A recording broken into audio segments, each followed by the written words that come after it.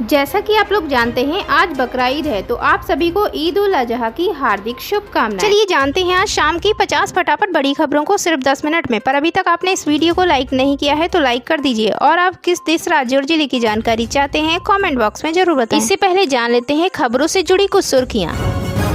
अफवाह है अग्निपथ योजना को सैनिक सम्मान योजना के तौर पर रिलॉन्च करने की खबरें, केंद्र सरकार ने जारी किया अपडेट।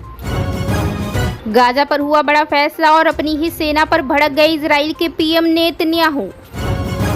स्पीकर को लेकर बीजेपी एनडीए फंसी, चंद्रबाबू नायडू ने शर्त रख बढ़ाई टेंशन, टीडीपी प्रवक्ता का बड़ा बयान। यूक्रेन में शांति के लिए रखी गई शर्त पर भारत सहमत नहीं, सम्मेलन में शामिल 12 देशों ने नहीं किए हस्ताक्षर। ईवीएम को अनलॉक करने वाला फोन एनडीए कैंडिडेट के साले के पास था, 48 वोट से जीत वाली सीट पर नया खुलासा।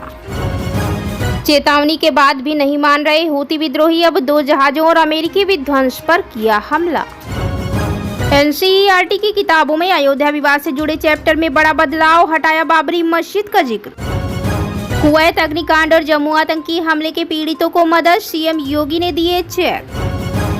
कानून मंत्री मेघवाल बोले 1 जुलाई से लागू होंगे 3 नए आपराधिक कानून, दिया जा रहा प्रशिक्षण।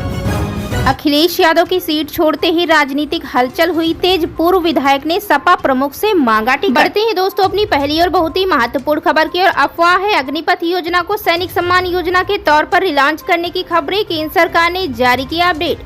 बता दें रक्षा मंत्रालय द्वारा थल सेना, नौसेना और वायु सेना में युवाओं की सीधी भर्ती के लिए चलाई जा रही स्कीम अग्निपथ योजना में कथित बदलाव को लेकर बीते एक सप्ताह में विभिन्न सोशल मीडिया प्लेटफॉर्म पर कई खबरें वायरल हो रही हैं। इन अपडेट में अग्निपथ योजना के सैनिक सम्मान योजना के तौर पर फिर लॉन्च किए जाने के दावे किए जा रहे हैं। साथ ही कहा जा रहा है कि अग्निवीरों की भर्ती अब 4 वर्ष की बजाय 7 वर्ष की जाएगी और अवधि पूरी होने पर 25% की बजाय 60% अग्निवीरों को स्थायी कमीशन दिया जाएगा। हालांकि इन सभी दावों को सरकार की तरफ से अफवाह बताया गया है।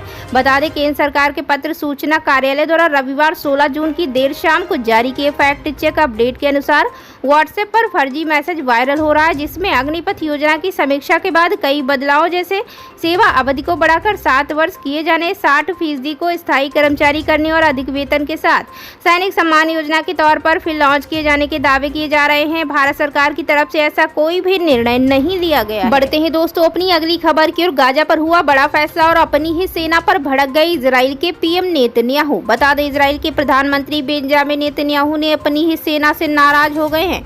इजरायली पीएम ने कल रविवार को सेना की ओर से घोषित योजनाओं की आलोचना की, जिसमें गाजा में मुख्य सड़कों में से एक पर लड़ाई में रोजाना सामरिक विराम रखने की भी बात कही गई थी। एक इजरायली अधिकारी ने इस बारे में बताया, जब प्रधानमंत्री नेतन्याहू ने सुबह 11 घंटे के मानवीय विराम की रिपोर्ट सुनी तो उन्होंने अपने सैन्य सचिव की ओर रुख किया और नाराजगी दिखाते हुए साफ किया कि यह उनके लिए अस्वीकार्य है। बढ़ते ही दोस्तों अगली खबर की ओर। स्पीकर को लेकर बीजेपी एनडीए फंसी, चंद्रबाबू नायडू ने शर्त रख बढ़ाई टेंशन, टीडीपी प्रवक्ता का बड़ा बयान। दरअसल केंद्र में इस बार बीजेपी के नेतृत्व वाले एनडीए गठबंधन की सरकार बनी है, लेकिन इस बार टीडीपी जेडीयू के सहयोग से सरकार बनी है। सरकार बनते ही सबसे पहला और बड़ा फैसला लोकसभा स्पीकर का है, जिसे भाजपा अपने पास रखना चाहती है। इस फैसले में नीतीश कुमार की जेडीयू भाजपा के साथ है, लेकिन चंद्रबाबू नायडू की टीडीपी के तेवर अलग नजर आ रहे हैं। टीडीपी के प्रवक्ता पट्टाभिराम कोमारेड्डी ने एक बयान देकर प्रधानमंत्री मोदी और भाजपा की टेंशन बढ़ा दी है। उन्होंने कहा कि भाजपा और एनडीए में शामिल सहयोगी दलों की सहमति से ही लोकसभा स्पीकर चुना जाना चाहिए। टीडीपी सहयोगी दलों के साथ मीटिंग करेगी, उसमें जिस चेहरे का नाम लोकसभा स्पीकर के लिए आएगा उस पर सहमत बनी तो भाजपा को बता दिया जाएगा, उसके बाद सहमत बनने पर लोकसभा स्पीकर चुना जाएगा। जबकि नीतीश कुमार की जेडीयू भाजपा के फैसले को समर्थन दे रही है। जेडीयू को भाजपा को लोकसभा स्पीकर बनने से कोई दिक्कत नहीं है। वहीं सूत्रों के मुताबिक टीडीपी अड़ी तो भाजपा डी पुंदेश्वरी का नाम दे सकती है, जो चंद्रबाबू नायडू की साली है। तो बढ़ते हैं दोस्तों अपनी अगली खबर की ओर। यूक्रेन में शांति के लिए रखी गई शर्त पर भारत सहमत नहीं, सम्मेलन में शामिल 12 देशों ने नहीं किए हस्ताक्षर। जी हां, बता दें विश्व के 80 देशों ने युद्ध खत्म होने के लिए यूक्रेन की क्षेत्रीय अखंडता बरकरार रखने की शर्त को मुख्य आधार बनाए जाने के बयान पर हस्ताक्षर किए हैं, लेकिन भारत सहित 12 देशों ने इस शर्त से टकराव की स्थिति बनने की आशंका जताते हुए बयान पर हस्ताक्षर करने से इनकार कर दिया है। भारत ने साफ किया कि वह बातचीत के जरिए यूक्रेन में शांति स्थापित किए जाने का पक्षधर है। इन अंतिम दस्तावेज के कुछ बिंदुओं को अस्पष्ट बताते हुए भारत, सऊदी अरब, दक्षिण अफ्रीका, यूएई सहित 12 देशों ने हस्ताक्षर नहीं किए हैं। सम्मेलन में पर्यवेक्षक के रूप में हिस्सा ले रहे ब्राजील ने भी अंतिम दस्तावेज पर हस्ताक्षर नहीं किया, लेकिन कई मौकों पर रूस और यूक्रेन के बीच मध्यस्थ की भूमिका निभा चुके तुर्की ने हस्ताक्षर कर दिए। बढ़ते हैं दोस्तों अपनी अगली खबर की ओर। ईवीएम को अनलॉक करने वाला फोन एनडीए कैंडिडेट के साले के पास था। इस आरोप पर ईसी का आया जवाब। बता दें, मुंबई उत्तर पश्चिम लोकसभा सीट पर आए चुनाव नतीजों को लेकर विवाद गहराता जा रहा है। इस सीट पर शिंदे गुट वाली शिवसेना के उम्मीदवार रविंद्र वायकर को 48 वोट से जीत मिली थी, जिसके बाद उद्धव ठाकरे के गुट वाली शिवसेना के उम्मीदवार अमोल गजानन कीर्तिकर की तरफ से वोटिंग सेंटर पर गड़बड़ी की आशंका जताई गई थी। अब इस मामले में मुंबई पुलिस ने शिंदे गुट के सांसद रविंद्र वायकर के साले मंगेश पांडिलकर के खिलाफ मामला दर्ज किया है। इस मामले पर चुनाव आयोग का भी बयान आया है। एक रिपोर्ट के मुताबिक पाबंदी होने के बावजूद 4 जून को आम चुनाव के नतीजों की घोषणा के समय मंगेश को कथित तौर पर मोबाइल का इस्तेमाल करते हुए देखा गया था।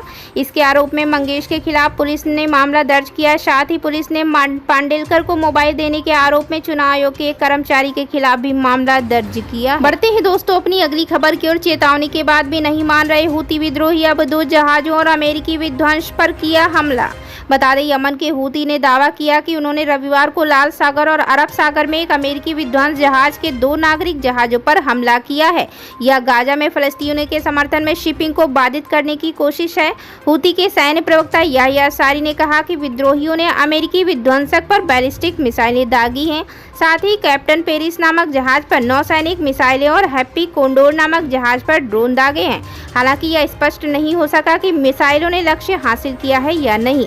बता दें, इजराइल हमास युद्ध शुरू होने के बाद यमन के हूती विद्रोही जहाजों को निशाना बना रहे हैं। अमेरिकी, ब्रिटेन समेत कई देश खुली चेतावनी शब्दों में बोल चुके हैं, लेकिन हूती अपनी हरकतों से बाज नहीं आ रहा है। इसी बीच बढ़ते हैं दोस्तों अपनी अगली खबर की ओर। कानून मंत्री मेघवाल बोले, 1 जुलाई से लागू होंगे 3 नए आपराधिक कानून, दिया जा रहा प्रशिक्षण।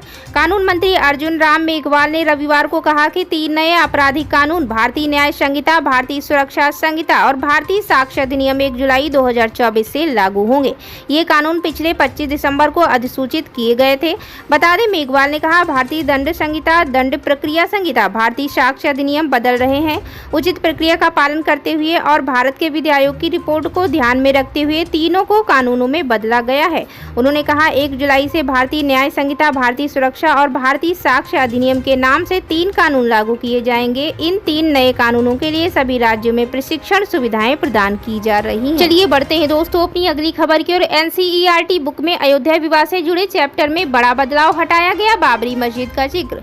बता दें, एनसीईआरटी की 12वीं क्लास की पॉलिटिकल साइंस की बुक को रिवाइज्ड किया गया है। नई किताब में कई तब्दीलियां की गई हैं। सबसे बड़ा बदलाव अयोध्या विवाद से जुड़े चैप्टर में किया गया है। इस अध्याय में बाबरी मस्जिद के जिक्र को हटा दिया गया है। नई किताब में बाबरी मस्जिद की जगह 3 गुंबद वाले ढांचे शब्द लिखा गया है। इतना ही नहीं, 4 पेज के इस चैप्टर को घटाकर अब 2 पेज कर दिया गया है। नई किताब में बाबरी मस्जिद को किसने बनाया था, इस जानकारी को भी हटा दिया गया है। इस बारे में अब कुछ इस तरह से लिखा गया है। एक 3 गुंबद वाली संरचना जो साल 1528 में श्री राम के जन्म स्थान पर स्थल पर बनाई गई थी, लेकिन संरचना के आंतरिक बाहरी हिस्सों में हिंदू प्रतीकों अवशेषों को साफ देखा जा सकता था। बढ़ते हैं दोस्तों अपनी अगली खबर की ओर। कुवैत अग्निकांड और जम्मू आतंकी हमले के पीड़ितों को मदद, सीएम योगी ने दिए चेक। बता दें, मुख्यमंत्री योगी आदित्यनाथ ने कुवैत अग्नि हादसे में जान गंवाने वाले गोरखपुर के 2 कामगारों के परिजनों और जम्मू के शिवखेड़ी में आतंकी हमले में घायल श्रद्धालुओं से मिलकर उनकी पीड़ा पर संवेदना का मरहम लगाया। बता दें, पिछले दिनों कुवैत में एक बहुमंजिला भवन में आग लगने से करीब 4 दर्जन लोगों की मौत हो गई थी। इसमें गोरखपुर के सदर तहसील क्षेत्र के जटेपुर उत्तरी निवासी अंगद गुप्ता और कैंपरियनगंज तहसील क्षेत्र के भमौर निवासी जयराम गुप्ता भी शामिल थे। मुख्यमंत्री ने अंगद गुप्ता की पत्नी रीता देवी और जयराम गुप्ता की पत्नी सुनीता को 5-5 लाख रुपए की आर्थिक सहायता का चेक भी प्रदान किया। इस दौरान उन्होंने दोनों परिवारों से कहा कि दुख की इस घड़ी में वह उनके साथ खड़े। इसी बीच बढ़ते हैं अपनी अगली खबर की ओर। अखिलेश यादव की सीट छोड़ते ही राजनीतिक हलचल हुई तेज। पूर्व विधायक ने सपा प्रमुख से मांगा टिकट। बता दें, सपा प्रमुख अखिलेश यादव के करहाल सीट से इस्तीफा देने के बाद राजनीतिक हलचल तेज हो रही है। जल्द ही यहां उपचुनाव होगा, ऐसे में सपा और भाजपा तेजी से तैयारियों में जुट गई है। शनिवार को पूर्व विधायक अनिल यादव ने लखनऊ पहुंचकर सपा प्रमुख अखिलेश यादव से मुलाकात की और करहाल सीट से टिकट के लिए आवेदन किया। बता दें, वर्ष 2022 के 2000 विधानसभा चुनाव में करहाल विधानसभा सीट से सपा अध्यक्ष अखिलेश यादव 60,000 से ज्यादा मतों से निर्वाचित हुए थे। हाल ही में हुए लोकसभा चुनाव में वह कन्नौज से सांसद चुने गए। इसके बाद उन्होंने करहाल सीट से इस्तीफा दे दिया। अब जल्द ही इस सीट पर उपचुनाव की घोषणा होने की संभावना जताई जा रही है। इसके चलते सपा और भाजपा में टिकट पाने के लिए दावेदारों ने भी सक्रियता बढ़ा दी है। तो ये थी आज की 50 फटाफट बड़ी खबरें। अगर आपको न्यूज़ पसंद आई हो तो वीडियो को लाइक और शेयर जरूर करें। धन्यवाद।